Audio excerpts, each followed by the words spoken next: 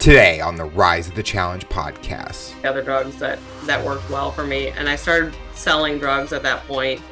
And then then I moved out to LA and was selling drugs, and it became a larger operation than one should ever partake in. And I did end up having a full SWAT raid, and then ended up in LA County, and then had federal case.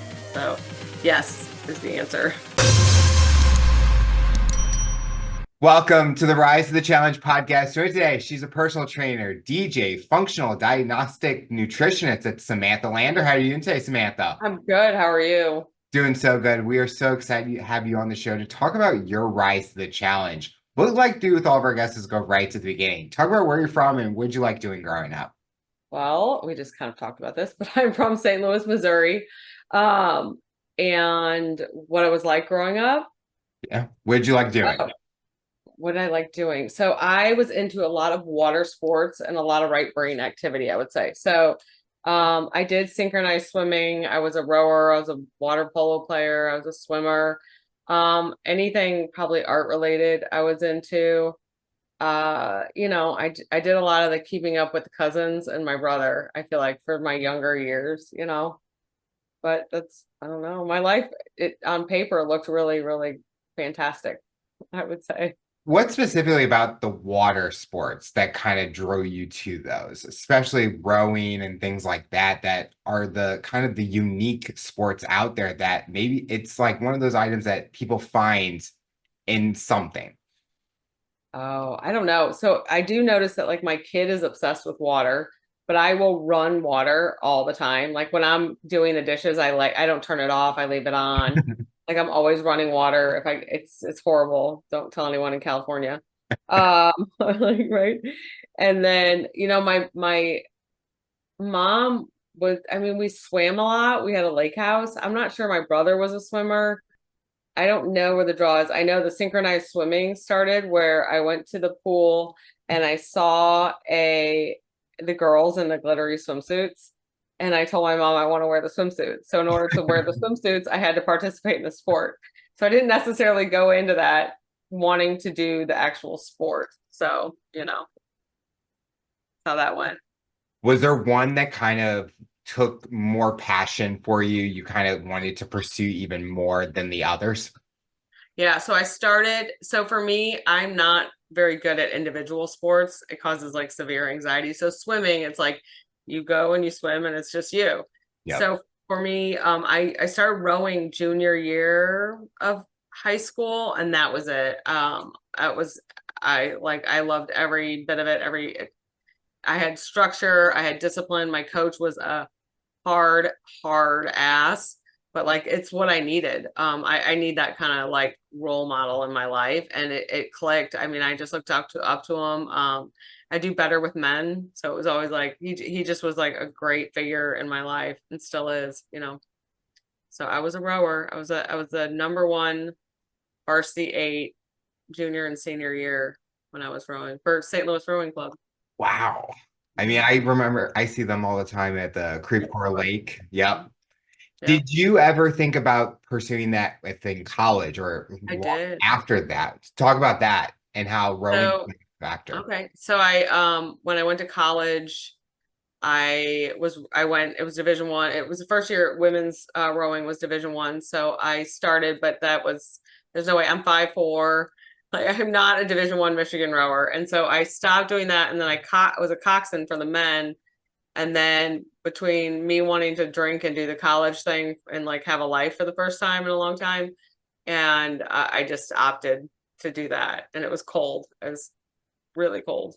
So when we're growing up, we're asked that question, what's that dream job that we're always wanting? You had the passion for rowing, but what was that dream job that you were always wanting to pursue?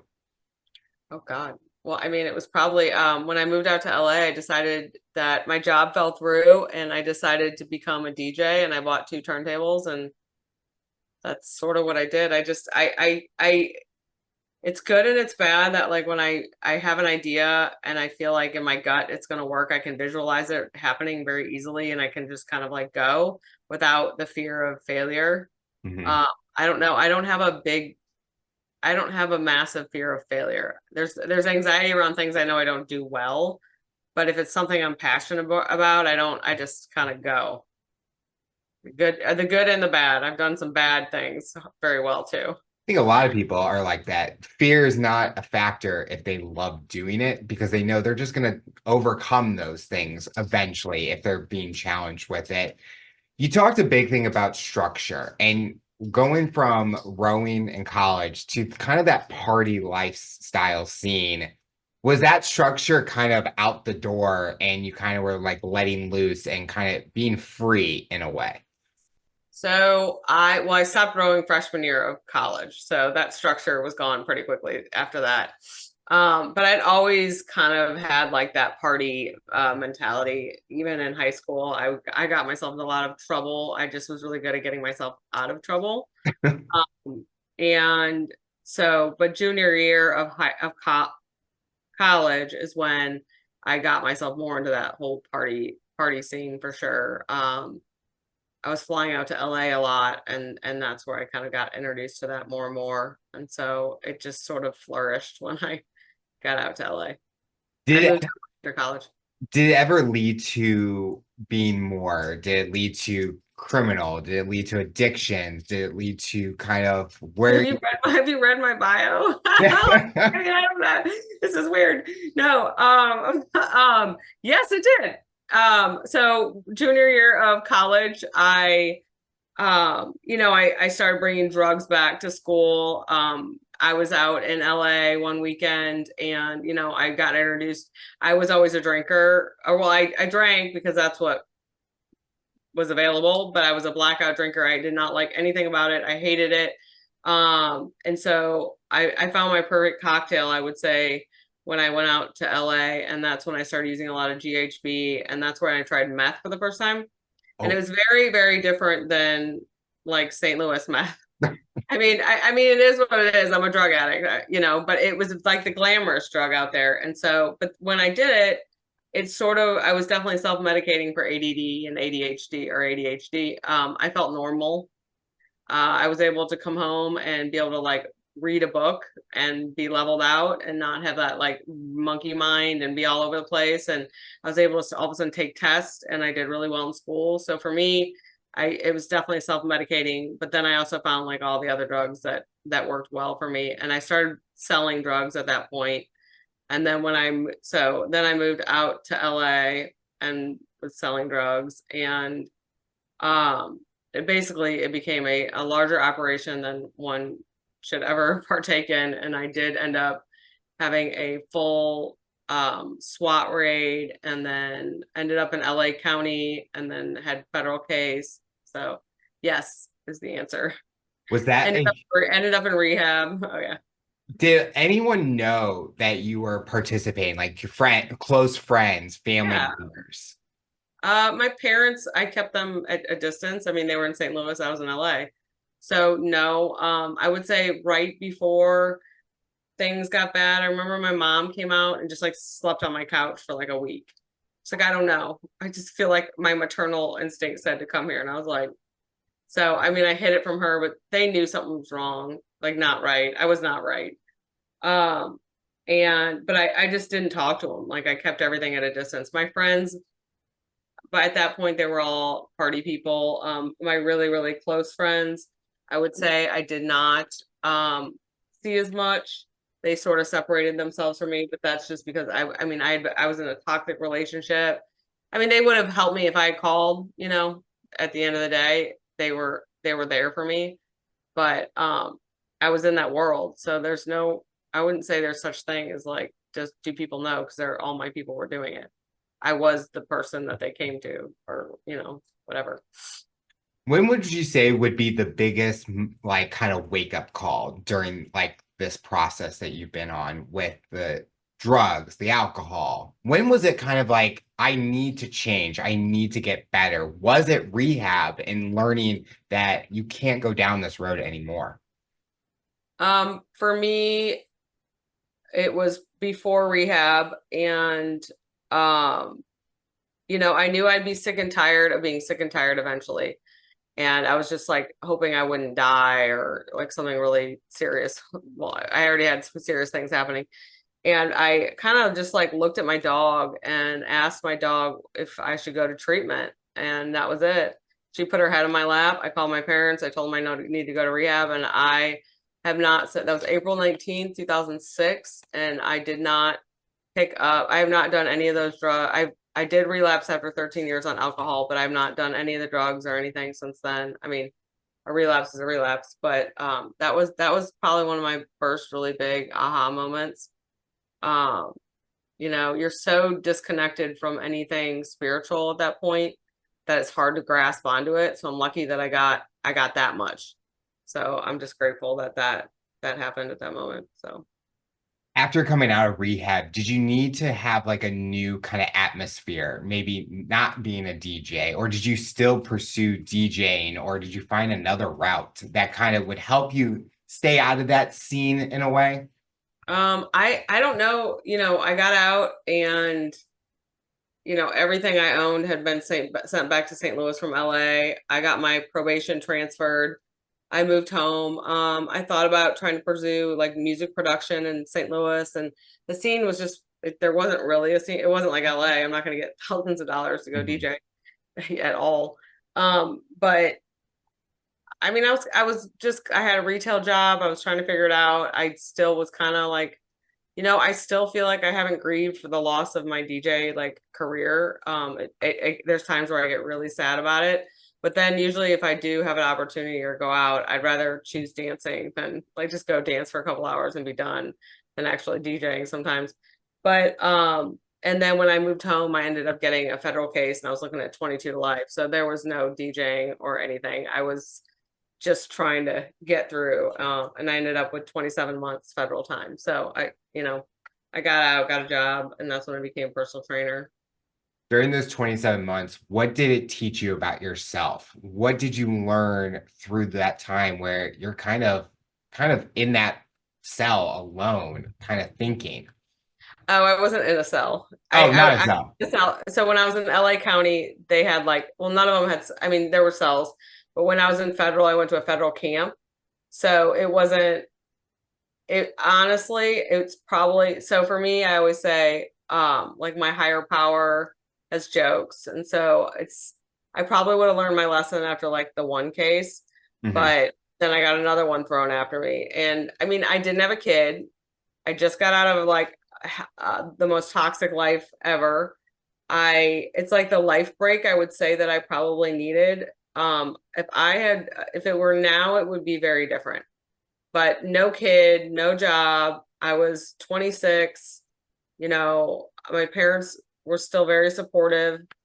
Um, you have no bills, you have nothing. Honestly, it's like a not so fancy rehab. I did the drug treatment program. I absolutely loved it. I worked my ass off. I learned how to, you know, drive every piece of like machinery you could imagine. I read a lot of books. I got really in tune with like who I was and the person I wanted to be, and you know, really learned how to be a good friend, like a real human in my moral compass. I had to reset it. I was so just off the charts when I was out there in LA by the end. With being a mother, what has been the best thing about motherhood for you? You were asking the wrong girl. I do not. I mean, I give mad props to people who have more than one kid. And I will be totally authentic and honest with you. It is so hard. I don't encourage people to procreate. Um, but I mean, I love my kid. He's just a lot of work. The best thing, it gets you outside yourself. So it teaches you how to be completely selfless. And I love to work. I want to put my work first. I want to put all these things, but your kid always trumps everything. Yep. And so, I mean, it's taught me a lot. I mean, it's been really hard. But I'm still learning. I think the silver lining will come, but you know, it's hard to be a kid these days. the stories of these young girls, even my clients, like, and their daughters, it's so hard with social media and stuff. Pretty, it's not easy, I don't think. I mean, I even look at my mom, who single mother, who did so much from when I was a young kid to who I am today, and I always thank her for giving me Good everything. for you. Yes, so it's I like, hope my son thanks me one day. and he will. He probably may not see it now, but he'll be thanking for the time that he spends with you as he gets older, and then you'll remember those challenges, but look at what he becomes when he gets older. Yeah, yeah, we'll see.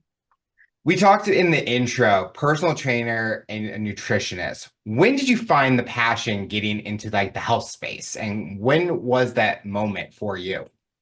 So when I got out, well, I've always been an athlete. I've always been playing sports. I've always kind of been into health. So, in prison, I worked out a ton. And prior to prison, I would go with my parents and do personal training with them and with their trainer. And then when I got out, I had to figure, I didn't want to try to get a job, like a job.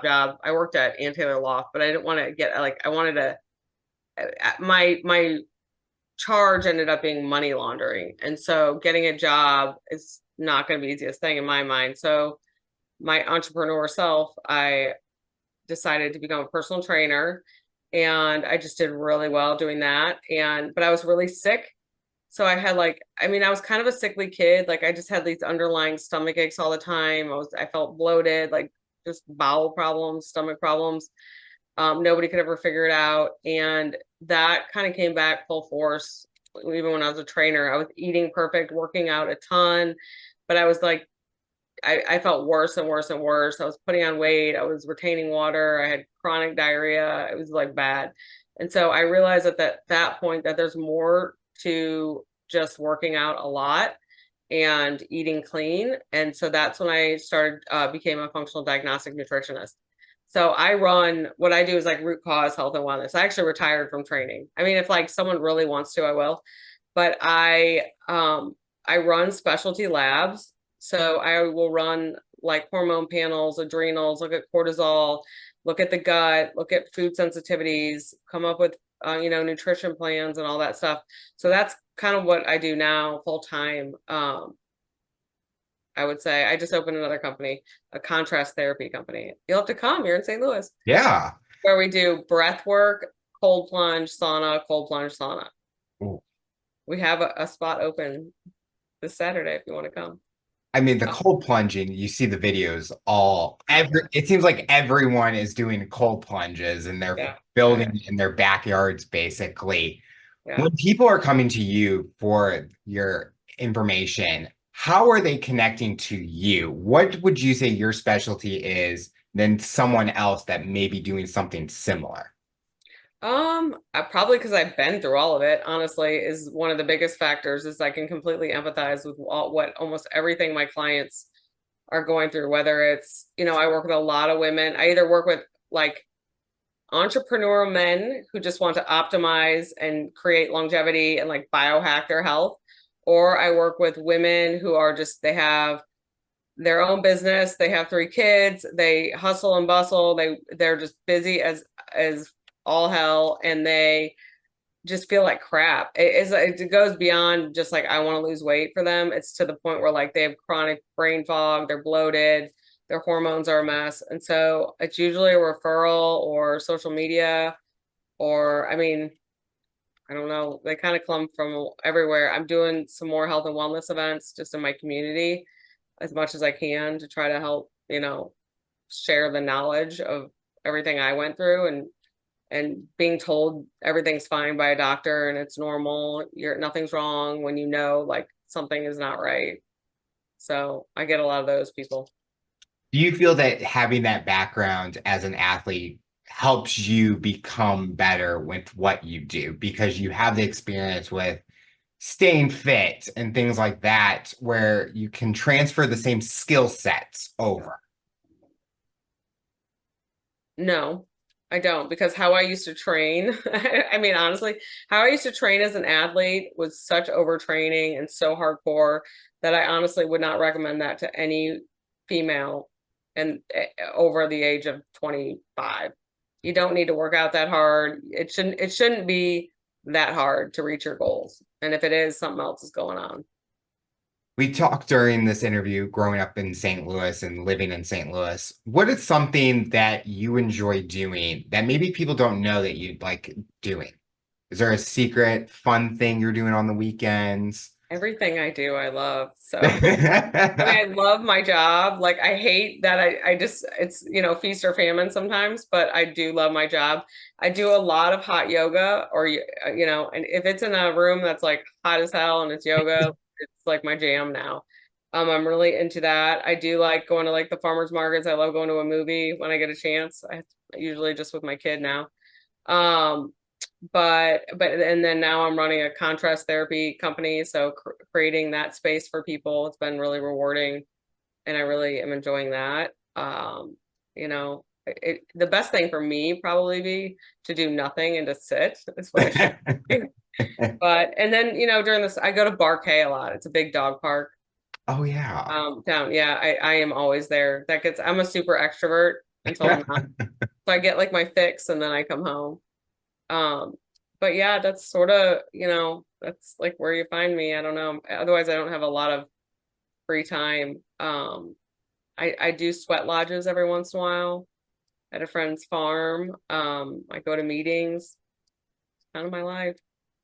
With sharing your story, you're being vulnerable and telling the truth and what you have gone through. What do you feel has been the impact on sharing your story with listeners, going on podcasts and or social media content that really empowers you to be able to be vocalized about your story? I have never been shy about my story. I think it's just kind of my personality. But when I was in federal prison, I was the first federal inmate to go and tell their story to a high school full of kids. And I saw the impact that that could have. And so I knew that at some point I was going to want to share more.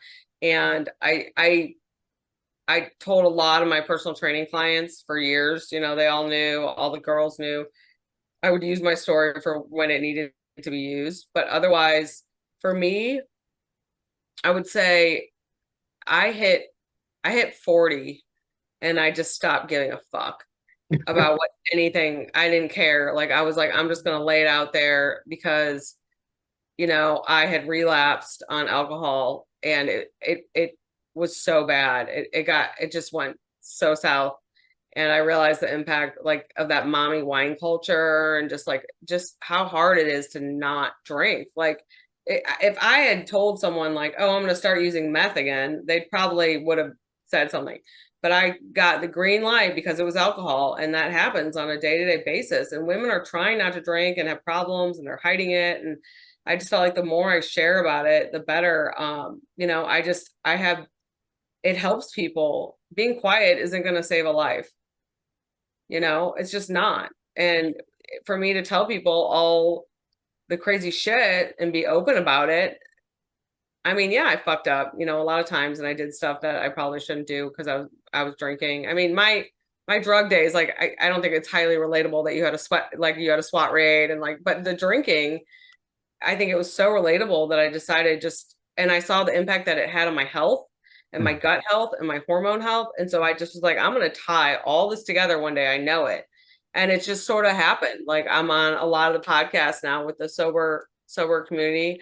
And I just try to talk about, that you can heal your body from all the damage. It's not, I mean, I tell my story, but it's more about me being able to help educate people who are in recovery or getting in recovery or trying to get in recovery that, maybe all that anxiety is because of your drinking. It's not because of, typically that's where it's coming from. It's not, and your nutrition and how it's impacting your nutrition and how you're depleted and a lot of B vitamins. I mean, it just goes on. Like, alcohol is by far the worst. I would tell someone to use drugs probably for alcohol. It's so bad. It's so hard on the system and the gut, and it's awful. So I don't know. I don't mind. I like sharing it. I'm proud that I'm an addict, and I don't know. That's where I'm at. When you have shared it with others, has there been a person that has come to you and kind of shared their thoughts and their experience with you and be able to connect with your story that Oh, played a huge like impact for you, that it's memorable because you feel that you sharing it was what you needed to do, or it was meant for you to do because it helps so many people nowadays. oh, 100%. I mean, it happens on a day-to-day basis. It'll be like I had a contrast therapy group here one day, and there was like four people that happened to be in recovery. Like that doesn't just happen. That's like my higher power is what I say. It's like it's a spiritual thing. Like my higher power is putting those people in front of me to help me stay sober and for me to help them stay sober. It's what we do. That service work is what helps other people. And I think, you know, yeah, I mean, I have no problem sharing it. And when people tell me their story, it helps me. I go chair a meeting at the county jail, and that helps me that helps me stay sober. Because I mean, I can relate to a lot, but even that's hard for me to relate because they have to go back to what they came from. Yep. What I came from, was not a, a house full of drugs and abuse. And so it's a lot harder. What does the future look like for you? What are you hoping to accomplish in the next few years, or what are some exciting things that are coming up for you? Oh, I'm hoping a book is coming out. Um, and I'm doing a lot more in St. Louis community with health and wellness events. So that is really something I just feel really passionate about. So I'm hoping I've been doing a lot of little ones, semi-little, and so I'm hoping to get a big one going in the fall and see how that goes. To get this contrast therapy company up and running.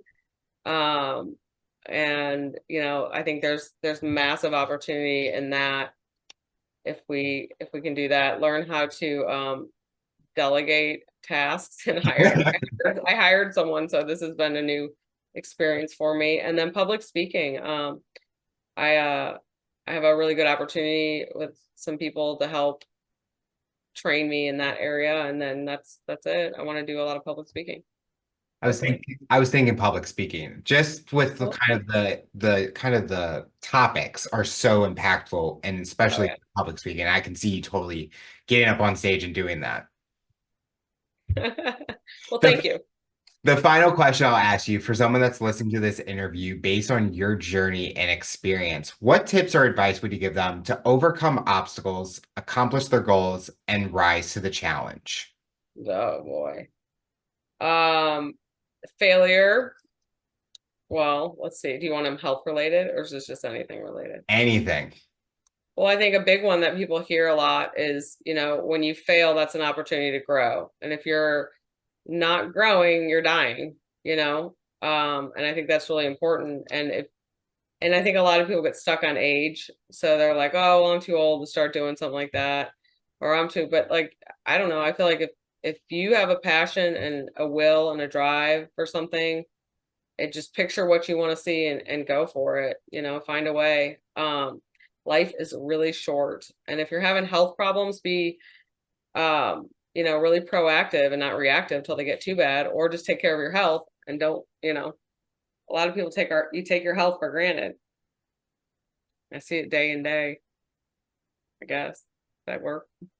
Samantha, I want to thank you so much for coming on the show and talking about your rise to the challenge. You're inspiring so many people, and we are excited to see what the future looks like for you. Well, thanks. Thanks for having me. Tune in next time to hear my next guest talk about their rise to the challenge. Remember to follow and subscribe on all major audio platforms. And make sure to subscribe to our YouTube channel to get full length episode and video format. What path do you take to accomplish your goals? You decide.